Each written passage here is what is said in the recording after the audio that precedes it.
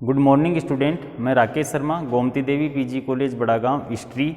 आज का जो अपना चैप्टर है वो बीए पार्ट सेकेंड ईयर की जो दूसरी पुस्तक है। पहली पुस्तक तो है मध्यकालीन भारत का इतिहास, दूसरी जो पुस्तक है उसका नाम है भारतीय संस्कृति के मूलाधार, जिसका अपना टॉपिक है रामायण।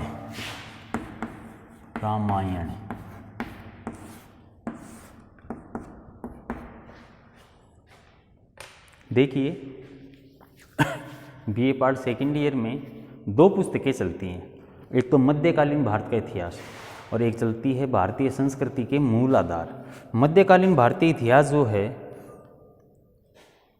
वो जो आपने सेकेंड ईयर में प्राचीन भारत का इतिहास जो पढ़ा है वो सेकेंड ईयर में चलता है प्रारंभ से लेकर 1200 ईस्वी तक, और मध्यकालीन जो आपका इतिहास है वो प्रारंभ होता है 1200 ईस्वी से लेकर 1761 ईस्वी तक, जो आपको सेकेंड ईयर में पढ़ाना है।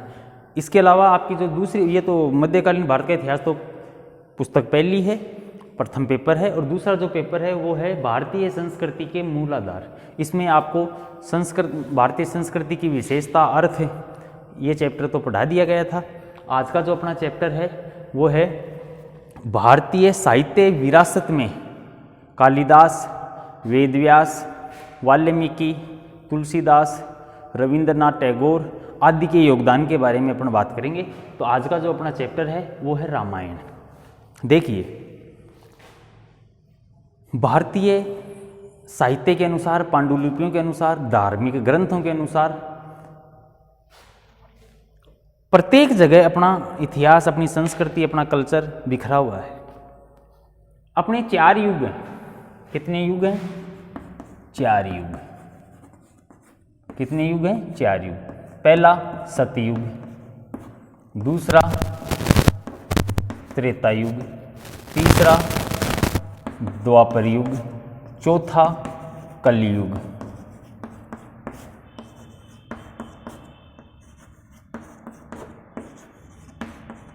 चौथा हो गया कलयुग। सतयुग, त्रेता युग, द्वापर युग, कलयुग, सभी युगों को मिलाते हैं, चारों युगों को मिलाते हैं तो एक मवंतर होता है। एक मवंतर होता है। प्रत्येक युग के बारे में अपने को जानकारी होनी चाहिए, क्योंकि अपन भारतीय संस्कृति से जुड़े हुए हैं। संस्कृति से जो जुड़े होने के कारण अपने को इन सब के बारे में पता होना चाहिए। जैसा कि सतयुग की कहानियाँ, कथाएं प्रचलित है, उससे अपने को इतिहास के उस ज़माने की सामाजिक स्थिति, आर्थिक स्थिति, उन लोगों का स्टैंडर्ड कैसा था, वे लोग किस हिसाब से अपनी आजीविका पार्जन करते थे, किस हिसाब से रहते थे, उन चीज़ों का अपने को पता चलता है। फिर आता है त्रेता युग। त्रेता युग के लोगों का रहन सहन, खान पान, उन लोगों के अंदर धर्म के प्रति, राजा के प्रति, अपनी व्यवस्थाओं के प्रति कैसी व्यवस्था रही उनके बारे में पता चलता है। ऐसे ही द्वापर और ऐसे ही कलयुग। कलयुग में तो अपन ही सतयुग के बाद में त्रेता युग चला। अब त्रेता युग के बारे में अपने को जानकारी मिले तो कैसे मिले? अगर अपन ये चाहें, सतयुग के बारे में चलो अपने पास हरिश्चंद्र की, सत्यवान सावित्री की, इनकी कहानियां, कथाएं ये हैं, तो त्रेता युग के बारे में भी तो अपने को जानकारी चाहिए ना। तो त्रेता युग के बारे में अपने को जानकारी जो ग्रंथ दे रहा है उस ग्रंथ का नाम है रामायण। देखिए, 2 ग्रंथ हैं, एक तो रामायण, एक है रामचरितमानस। रामचरितमानस तुलसीदास के द्वारा है, रामायण महर्षि वाल्मीकि के द्वारा।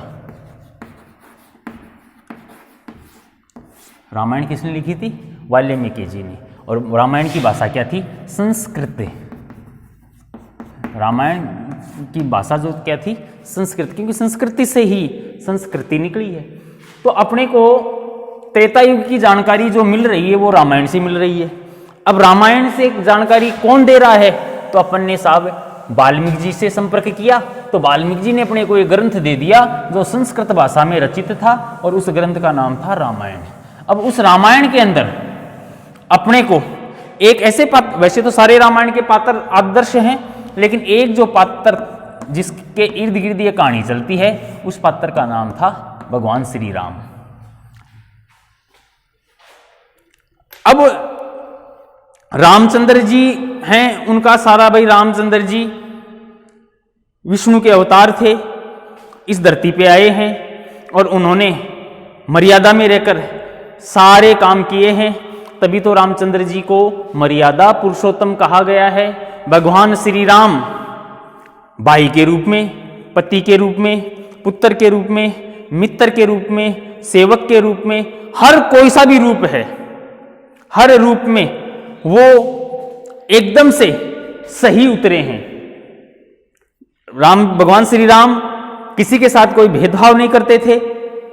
अगर भेदभाव करते तो सबरी के जूठे बेर क्यों खाते? ये सारा अपने को वृतांत रामायण में मिलता है। तो रामायण की रचना अपने भारतीय इतिहास के लिए, भारतीय धर्म और संस्कृति के लिए एक उत्कृष्ट नमूना है। और ये जो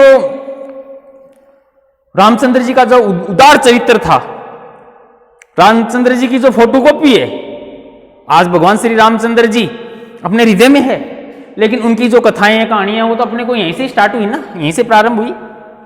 सारा लेन देन रामायण में महर्षि वाल्मीकि जी ने दिया है। पुराणों और आख्यानों से पता चलता है कि महर्षि वाल्मीकि जिनका जन्म भार्गव अर्थात भृगुवंश में हुआ था,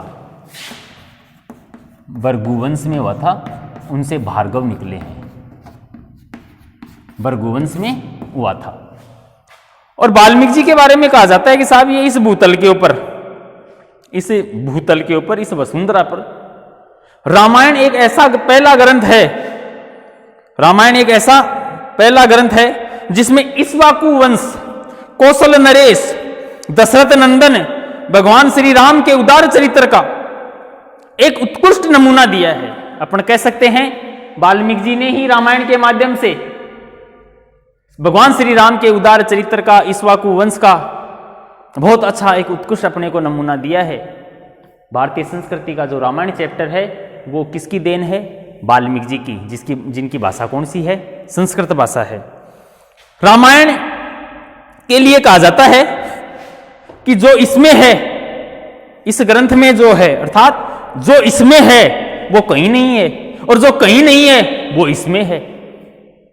तो हिंदू संस्कृति, सनातन संस्कृति, भारतीय संस्कृति, आर्य संस्कृति, इसकी जननी भी अपन रामायण को कह सकते हैं, जहां तक मेरा मानना है। क्योंकि आपको कहीं भी कुछ भी नहीं मिलेगा, लेकिन रामायण में सब कुछ मिलेगा। और रामायण में जो मिलेगा वो कहीं दुनिया में कहीं भी चले जाओ, कहीं भी कुछ भी नहीं मिलेगा। कहने का मतलब वाल्मीकि जी ने रामायण की जो रचना की है, वाल्मीकि जी ने भगवान श्री राम के बारे में जो बताया है, वो साहब काबिल तारीफ है। रामायण के रचना के बारे में बताया जाता है कि रामायण के अंदर 24,000 श्लोक हैं। ध्यान देना, रामायण में 24,000 श्लोक हैं। कितने श्लोक हैं? 24,000। 7 कांड हैं और 645 सर्ग हैं। 7 कांड हैं और 645 सर्ग हैं। सर्ग का मतलब अध्याय होता है, कांड। देखिए जो कांड है ना, इनके बारे में आपको मैं थोड़ा सा बता देता हूं। अयोध्या कांड, आरण्य कांड, किष्किंधा कांड, सुंदर कांड, लंका कांड, बाल कांड, उत्तरकांड। बाल कांड और उत्तरकांड पहले 5, मूल रामायण में 5 ही कांड थे। ध्यान देना, मूल रामायण में 5 ही कांड थे। बाल कांड और सुंदर कांड रामायण में बाद में जोड़े गए हैं। तो अपन कह सकते हैं, एक प्रश्न बन गया अपना कि मूल रामायण में कितने कांड है? रामायण में टोटल कांड कितने हैं? 7। तो मूल रामायण में कितने कांड थे? 5। 2 बाद में जोड़े गए हैं। कौन कौन से? बालकांड और उत्तरकांड। और मूल रामायण में कितने कांड थे? 5 थे। अयोध्या कांड, आरण्य कांड, किष्किंधा कांड, सुंदरकांड और लंका कांड। तो साहब रामायण जो ग्रंथ आपको अपने को जो वाल्मीकि जी ने दिया है, और जो एक विशाल इसका रूप सामने आया है, वो इस धरती के ऊपर एक अमिट पहचान थी। भारतीय संस्कृति की एक अमिट छवि थी। अब प्रश्न उठता है कि रामायण के अनुसार जीवन कैसा होना चाहिए? रामायण के अनुसार जीवन कैसा होना चाहिए? तो साहब रामायण के अनुसार जीवन के बारे में बताया है, प्रत्येक को परम, भाई जीवन परम होना चाहिए, अच्छा होना चाहिए। धर्म, अर्थ, काम, मोक्ष जिसका रामायण में सभी आर्य पात्रों ने आचरण किया है। तो कहने का मतलब रामायण के अनुसार जीवन कैसा होना चाहिए भाई सभी चीजें होनी चाहिए, धर्म अर्थ काम मोक्ष, चार जो अपने पुरुषार्थ हैं वो होने चाहिए। और रामायण के जितने भी आर्य पात्र थे, देखो अपने यहाँ पर दो संस्कृतियों का समन्वय चला है, एक संस्कृति है आर्य, एक है अनार्य। अपन अपनी भाषा में बात करें, आर्य कौन, जो सभ्य हैं, जो अच्छे हैं, जो जीवो और जीने दो की परंपरा पर चलते हैं। अनार्य कौन, जो साहब न तो जीते हैं न जीने देते हैं। अपन कह सकते हैं अपनी भाषा में देव और दानव, देव आर्य, दानव अनार्य, अच्छे आर्य, बुरे अनार्य। तो अच्छा और अच्छाई और बुराई दो सिस्टम जो चले हैं। तो अपनी जो संस्कृति है, भारतीय जो संस्कृति है, उस संस्कृति के अंदर भाई भारत के चार नाम है, सबको पता है, भारत, हिंदुस्तान, इंडिया, आर्यावर्त। तो आर्य संस्कृति, भारत चार नाम है तो चारों नामों के अलग अलग लोकेशन है, अलग अलग सिस्टमों से पड़े हैं। भारत का नाम जैसे आपसे किसी ने पूछ लिया कि भारत का नाम सर इंडिया कैसे पड़ा जी, तो इसका उत्तर अपन दे सकते हैं अपनी भाषा में, क्योंकि जहां तक इतिहास का मानना है, मेरा मानना है, मेगस्थनीज ने एक ग्रंथ लिखा था। मेगस्थनीज यूनानी राइटर था, उसने एक ग्रंथ लिखा था, ग्रंथ का नाम था इंडिका। और उस इंडिका में उसने इंडस लोगों का वर्णन किया है, इंडस इज इक्वल इंडिया, और उस इंडस से ही इंडिया बना है, उस इंडिका से इंडिया बना है। तो भारत का एक नया नाम हो गया ना, यूनानी लोग भारत को इंडिया के नाम से जानते थे। इसके अलावा आर्यावर्त, भारत का दूसरा नाम क्या है, आर्यावर्त। जैसा कि मैंने आपको पूर्व में भी बताया है कि भारत में दो संस्कृतियों का समन्वय रहा है, आर्य अनार्य। आर्य कौन, जो सभ्य हैं, अच्छे हैं, भले हैं। अनार्य कौन, जो बुरे हैं, न तो खुद जीते हैं न किसी को दूसरे को जीने देते हैं। अर्थात अपन इसमें ले सकते हैं देवता आर्य हैं और दानव अनार्य हैं। जो अच्छे लोग हैं वो आर्य हैं। रामचंद्र जी आर्य थे, रावण अनार्य था, क्योंकि रावण अहंकारी था, दंभी था, उसने भाई अहंकार में चूर था, तभी उसका खात्मा हुआ है। अब आगे जो अपन बात करते हैं कि रामायण के अनुसार जीवन कैसा होना चाहिए, सभी का चार टारगेट है, धर्म अर्थ काम मोक्ष। भाई रास्ते रास्ते चलो तभी गांव आएगा, रास्ते रास्ते चलोगे तभी गांव आएगा। जीवन जीना है तो हिसाब से जीवो, यही बात अपने को कौन सिखाती है, रामायण। छोटा सा उदाहरण देता हूं, छुआछूत अपन करते हैं, कहते हैं साहब छुआछूत भारत में कभी थी नहीं। आप रामायण को पढ़िए, अगर छुआछूत होती तो सबरी के, बिलनी के जूठे बेर भगवान श्री राम नहीं खाते, अगर छुआछूत ही होती तो रामायण ने अपने को क्या सिखाया, रामायण ने अपने को क्या सिखाया, रामायण ने जीवन जीने के तौर तरीके सिखाए। राम एक पात्र है, भगवान श्री राम एक पात्र है, अर्थात भगवान श्री राम ने जो किया है वो अपने को करना चाहिए। भगवान श्री राम एक आदर्श पुत्र था, तो अपने को भी एक आदर्श पुत्र होना चाहिए। भगवान श्री राम एक आदर्श भाई था, अपने को भी एक आदर्श भाई होना चाहिए। भगवान श्री राम एक आदर्श पति था, तो अपने को भी एक आदर्श पति होना चाहिए। भगवान श्री राम एक आदर्श प्रजापालक था, तो अपने को भी एक आदर्श प्रजापालक होना चाहिए। भगवान श्री राम ने अपने सेवकों को गले से लगाया है। अरे भगवान श्री राम ने कभी भी किसी के साथ कोई दुराभाव नहीं किया। हनुमान, कपि, बंदर, भाई वो तो वानर की श्रेणी में थे, उनको भी गले लगाया है। तो रामायण, वाल्मीकि जी इस रामायण के माध्यम से अपने को क्या सिखाते हैं, जीवन जीने के तौर तरीके। तो अपने को रामायण के आदर्श को, रामायण के चिंतन को अपने जीवन में डालना चाहिए, जिससे अपने को फायदा हो। देखिए रामायण के किसी भी पात्र को देख लो, जैसे मैं सीता का उदाहरण देता हूं आपको।